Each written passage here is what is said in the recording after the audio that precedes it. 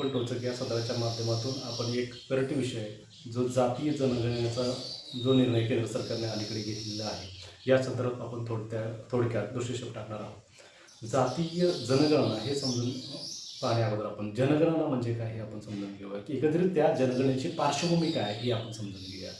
एकंदरीत ऐतिहासिक कालखंडामध्ये आपण ज्यावेळेस दृष्टिक्षेप टाकतो, इतिहासाचा ज्यावेळेस अभ्यास करतो आपण, त्यावेळेस इजिप्तमध्ये 3300 ते 3100 इसवी सन या कालखंडामध्ये इजिप्त इथे जनगणना झाल्याचे पुरावे मिळतात। त्या ठिकाणी मातीच्या क्लेवर त्या ठिकाणी त्याची नोंद घेतली जायची, जेणेकरून कर गोळा करण्यासंदर्भात जे काही आकडेवारी असेल किंवा नियोजनाच्या संदर्भात किंवा लोकसंख्येची शिरगणती करण्यासंदर्भात त्या ठिकाणी जनगणना केल्याचे पुरावे मिळतात। त्याचप्रमाणे बॅबिलोन, रोम, चीन या देशामध्ये देखील जनगणना केल्याचे आपल्याला दिसून येते। त्याचबरोबर ग्रीक कालखंडामध्ये त्या ग्रीक राज्यामध्ये देखील जनगणना केल्याची आपल्याला दिसून येते। एकंदरीत जनगणना म्हणजे काय तर लोकांची शिरगणती करणे किंवा लोकांची मोजणी करणे असा त्याचा एक अर्थ दिसून येतो। सेन्सस हा जो इंग्लिश शब्द आहे जो तो रोमन भाषेतील शब्द आहे। सेन्सस याचा अर्थ रोमन राज्यामध्ये देखील त्या ठिकाणी जनगणना केली जायची। त्या ठिकाणी जनगणनेच्या जे काही पुरावे मिळतात त्याचप्रमाणे ब्रिटिश भारताला जो काय जनगणनेचा जो संदर्भ आहे तो वासातिक कालखंडामध्ये ब्रिटिशांनी देखील भारतामध्ये जनगणना केल्याची दिसून येते आपल्याला। 1872 साली ब्रिटिशांनी प्रथमच भारतामध्ये जनगणना केल्याची आपल्याला दिसून येते आणि ते त्यांच्या प्रशासकीय नियोजनाच्या प्रयोजनाच्या दृष्टिकोनातून त्यांनी भारतातील लोकसंख्या भारतीयाची किती आहे हे मोजण्याचे धोरण त्यांनी प्रथम 1872 साली सुरू केले। परंतु 1881 साली त्यांनी जाती आधारित जनगणना धोरण अवलंबले। त्यामध्ये वर्णावर आधारित जातीची जी काही नोंद त्यांनी करून घेतली, जेणेकरून प्रशासकीय स्तरावर त्यांना भारतीयांची एकूणच माहिती होईल, भारतीय सामाजिक स्थिती आहे ती त्यांना अभ्यासता येईल या दृष्टिकोनातून त्यांनी 1881 साली जाती आधारित जनगणना सुरू केली। आणि ही जनगणना प्रचंड क्लिष्ट आणि एक अडथळे पार करत आपण पाहिलं 1931 पर्यंत सुरू राहिली आणि त्यानंतर जाती आधारित जनगणना त्या ठिकाणी ब्रिटिशांनी जी काही सुरू ठेवण्याचे नाकारले आणि त्यानंतर सर्वसाधारण शिरगणती किंवा सर्वसाधारणपणे जनगणना होऊ लागली। जाती आधारित जनगणना हा मुद्दा पुन्हा एकदा भारतीय राजकीय पटलावर एक केंद्रस्थानी येत आहे। अलीकडे आपण पाहिलं असेल की 2011 साली देखील मनमोहन सिंग यांच्या कालखंडामध्ये जाती आधारित जनगणना सुरू करण्यासंदर्भात प्रयत्न केले गेले। त्यानंतर 2014 नंतर नरेंद्र मोदी यांच्या नेतृत्वाखाली जे भाजप सरकार सत्तारूढ झाली या कालखंडात जाती आधारित जनगणनेची मागणी अनेक नेतृत्वाकडून केली गेली, मात्र केंद्र सरकारने याला कुठल्याही स्वरूपाचा प्रतिसाद दिला नाही। एकूणच 2019 किंवा 2024च्या निवडणुकीमध्ये काँग्रेस सरकारने किंवा काँग्रेस पक्षाने देखील त्या ठिकाणी आपल्याला दिसून येते की त्यांच्या निवडणूकपूर्व जो जाहीरनामा जाहीर केला त्या जाहीरनाम्यामध्ये जाती आधारित जनगणना सुरू करू या प्रकारचे आश्वासन त्यांनी त्यांच्या जाहीरनाम्यात दिलेले आपल्याला दिसून येते। आणि हे आश्वासन देण्याच्या पाठीमागेची एकूण पार्श्वभूमी पाहिली तर आपण पाहिलं असेल की या देशावर एकूणच 70 वर्ष प्रदीर्घ अशी एक चालूवरती सत्ता ही काँग्रेस पक्षाची राहिलेली आहे। परंतु 1990च्या दशकानंतर त्यांच्याकडे जी वोट बँक होती ती ऑदर बॅकवर्ड कास्ट असेल, शेड्यूल कास्ट असेल किंवा आदिवासी समुदाय, अनुसूचित जाती जमाती या समुदायाचा जी काही वोट बँक होती ती वोट बँक त्यांच्या हातातून सुटते हे लक्षात आल्यानंतर काँग्रेसनं त्याच्यावर उपायात्मक काम सुरू करण्याच्या दृष्टिकोनातून जाती आधारित जनगणनेची मागणी केलेली आपल्याला दिसून येते। 2019च्या निवडणुकीमध्ये त्या दृष्टिकोनातून त्यांनी त्या ठिकाणी जाहीरनाम्यामध्ये त्यांनी आश्वासित केले की आम्ही जर सत्तेमध्ये आलो तर आम्ही काय करू, जाती आधारित जनगणना करू। या आश्वासनाच्या पाठीमागे त्यांनी ओबीसी किंवा इतर अनुसूचित जाती जमाती समुदायाला आपल्याकडे आकर्षित करण्याचा प्रयत्न केलेला दिसून येते। त्याच दृष्टिकोनातून 23 एप्रिल 2023 मध्ये या दिवशी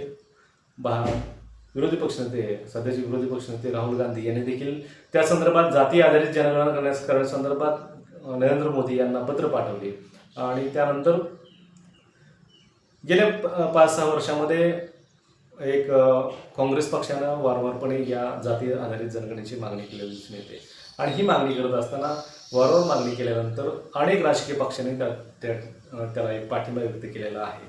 त्याचबरोबर बिहारमध्ये देखील त्यांनी एक जाती आधारित जनगणना नितीश कुमार यांच्या सरकारने केली, त्याची स्पष्ट आकडेवारी बाहेर आली आणि ते आकडेवारी आणि अनेक लोकांना सर्वसामान्यांना अचंबित करणारी होती आणि त्यामध्ये सामाजिक न्याय किती प्रस्थापित झाला या संदर्भात त्या ठिकाणी डाटा प्राप्त झाला. त्याचबरोबर अलीकडे काँग्रेस पक्षाचं जे काही सरकार अनेक राज्यामध्ये आहे, आपण पाहिलं असेल की आंध्र प्रदेशमध्ये, हिमाचल प्रदेशमध्ये त्यांचं सरकार आहे, या कर्नाटकमध्ये देखील काँग्रेस पक्षाचं सरकार आहे. या सरकारने देखील ज्या आपल्या पक्षाच्या भूमिकेशी मिळती भूमिका घेऊन त्या ठिकाणी त्या राज्यामध्ये राज्यस्तरावर जाती आधारित जनगणना सुरू केली आणि त्याची आकडेवारी प्राप्त करण्याचा प्रयत्न केला. आणि या अनुषंगानं आपण पाहिलं असेल की 2014 नंतर एक प्रकारे जाती आधारित जनगणनेच्या संदर्भात एक विरोधाचा सूर केंद्र सरकारचा होता. अनेक राजकीय पटलावर राष्ट्रीय स्वयंसेवक संघाचा देखील त्या ठिकाणी विरोध होता की भारतीय राजकीय पटलावर जातीय आधारित दृढमूळ होईल, जातीय वाद वाढेल, या प्रकारची अनेक वक्तव्य केली गेली.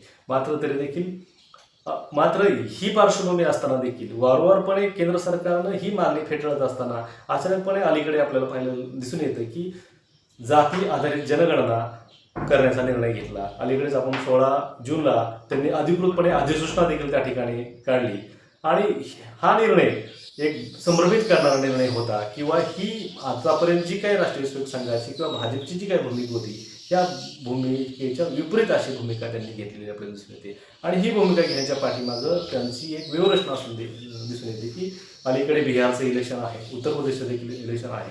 या भागामध्ये या ठिकाणी जी काही अदर बॅकवर्ड कास्ट ओबीसी समुदाय आहे किंवा अनुसूचित जाती जमाती समुदाय, या समुदायाला आपल्याकडे आकर्षित करण्याच्या दृष्टिकोनातून त्यांची एक व्यूहरचना असल्याची दिसून येते. आता एकंदरीत आपण हे पाहिले की का त्यांनी निर्णय का घेतला असेल, ही मागणी कुणी केली. एकंदरीत 70 वर्षाच्या कालखंडामध्ये काँग्रेसनं ते ज्या कालखंडामध्ये सत्तेवर होते त्यावेळेस त्यांनी या प्रकारची जनगणना करण्याची भूमिका घेतली नाही. मात्र विरोधी पक्षामध्ये असताना देखील त्यांनी ही मागणी केलेली आपल्याला दिसून येते. आणि अलीकडे आता हा जो काय केंद्रस्थानी चर्चेत मुद्दा आहे जाती जनगणनेचा, याचा एकंदरीत अभ्यास करत असताना ह्याचे फायदे काय आहेत किंवा तोटे काय आहेत हे देखील आपण समजून घेणं गरजेचं आहे. एकंदरीत जाती आधारित जनगणना केल्यानंतर याचा फायदा काय होईल, सामाजिक स्तरावर जी काही स्वातंत्र्याच्या गेल्या 78 वर्षांमध्ये जी काही स्वातंत्र्यामध्ये आपण वाटचाल केलेली आहे, सामाजिक, राजकीय, आर्थिक, सांस्कृतिक या क्षेत्रामध्ये जी काही आपण प्रगती केलेली आहे, याची आपल्याला एक ठिकाणी एक चिकित्सा करता येईल. सर्व समाजाचा कुठल्या प्रकारे विकास झालेला आहे, जो काही विकासाचं प्रारूप भारताने स्वीकारलेलं आहे ते विकासाचं प्रारूप ग्रासरूटला पोहोचलेलं आहे का नाही, यातून आपल्याला दिसून येईल. दुसरी गोष्ट, आपल्याला अनेकदा आपण पाहतो की अनेक जात समूह आम्हाला अमुक वर्गामध्ये समावेश करावा अशा प्रकारची भूमिका घेतात आणि ती मागणी एक राज्यसंस्थेकडे करतात आणि त्यामुळे त्यांची स्थिती काय आहे, एक आगळे कोण आहेत, पिछडे कोण आहेत, मागास कोण आहेत, हे आपल्याला त्या माध्यमातून दिसून येईल.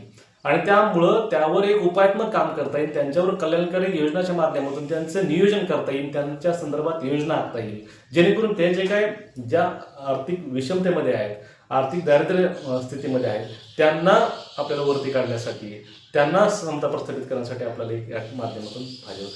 ही जी आकडेवारी मिळेल त्या आकडेवारीचा निश्चित आपल्याला फायदा होऊ शकतो. आता दुसरा मुद्दा की या जाती आधारित जनगणना केल्यानंतर तोटे काय, हे तोटे पाहत असताना आपल्याला लक्षात येईल की भारतीय सामाजिक संरचनेचा जो पाया आहे तो पाया जातीय पाया आहे. जातीय संरचना या ठिकाणी दृढमूळ आहे आणि ती जातीय जी संरचना आहे या जात आधारित जनगणनेमुळं पुन्हा एकदा दृढमूळ होऊ शकतो किंवा आगळे कोण पिछडे कोण या माध्यमातून या सामाजिक स्तरावर सामाजिक स्वास्थ्य बिघडलं जाऊ शकतं किंवा सामाजिक कलह संघर्ष निर्माण होऊ शकतो. जातीय आपण म्हणतो जाती निर्मूलन केलं पाहिजे किंवा जात नष्ट केली पाहिजे, समता प्रस्थापित केली पाहिजे, पण या माध्यमातून जात दृढ होऊ शकते. अनेक लोक जाती आधारित मागासलेपणाचा दर्जा द्या अशी मागणी करू शकतात.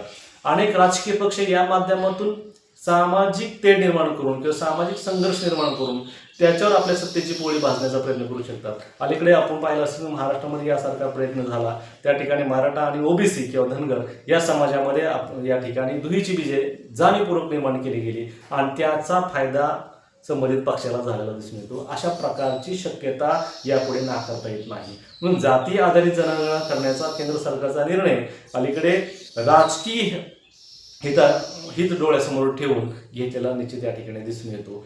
भलेही या जाती आधारित जनगणनेचे काही फायदे असले तरी काही तोटे देखील असते, तरी देखील जात पुन्हा एकदा दुर्मूळ झाल्याशिवाय राहणार नाही. पण जातीला जर निर्मूलन करायचं, त्यावर जर उपायात्मक काम करायचं असेल, समाजाला जर न्याय द्यायचा असेल, सामाजिक समता जर प्रस्थापित करायची असेल किंवा कल्याणकारी योजना जर राबवायच्या असतील, तर आपल्याला ते आकडेवारी असणं गरजेचं आहे आणि त्याकरिता जाती आधारित गणना करणे गरजेचं आहे.